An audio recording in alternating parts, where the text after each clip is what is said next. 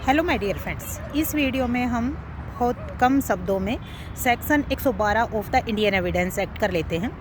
तो Indian evidence act की section 112 को देखते हुए सबसे पहले हमें ये देखना होगा कि किससे रिलेटेड है। तो ये बच्चे की लेजिटिमेटी से रिलेटेड है।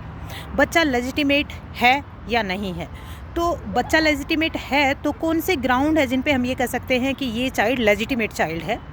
तो यदि किसी भी व्यक्ति की शादी होती है तो वो महिला है, उस महिला ने यदि उस व्यक्ति से डाइवोर्स नहीं लिया है और उस ड्यूरेशन में यदि कोई बच्चा हो जाता है तो वो लेजिटिमेट बच्चा होगा।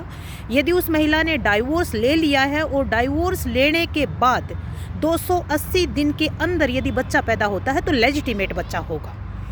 फिर अब बात ये है कि क्या लड़के के पास कोई ऐसा एक्सेप्शन है, इसके अलावा वो जा सकता है क्या?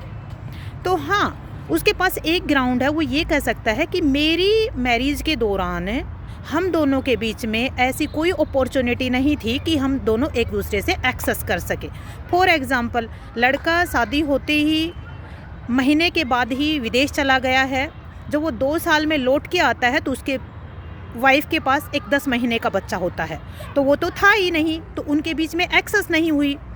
अब आते हैं कि एक पॉइंट और आता है कि एक लेडी ने डाइवोर्स ले लिया है और डाइवोर्स लेने के बाद वो लेडी 3 महीने की प्रेग्नेंट है या 4 महीने की प्रेग्नेंट है और उसकी शादी हो जाती है। तो शादी होने के बाद जो बच्चा होगा वो बच्चा किसका होगा? जिसके साथ शादी हुई है उसका होगा।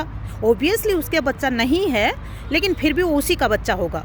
इसके साथ एक एग्जाम्पल और लेते हैं। जैसे वो लेडी डाइवोर्स ले लेती है और डाइवोर्स लेने के बाद वो दूसरी शादी कर लेती है और शादी करते हुए 5 दिन के बाद बच्चा हो जाता है। तो शादी करते ही 5 दिन के बाद बच्चा होता है तो वो किसका लेजिटिमेट बच्चा होगा?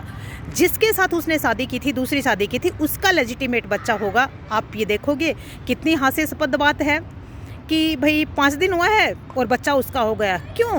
क्योंकि ये कहीं ना कहीं बच्चे के प्रोटेक्शन के लिए है। भाई बच्चे के ऊपर ये सवाल ना उठे कि भाई उसका फादर कौन है। उसे जब आया है धरती में तो एक लेजिटिमेट बच्चे के रूप में पहचाना जाए, इसलिए। बाय, जय हिंद, जय भारत।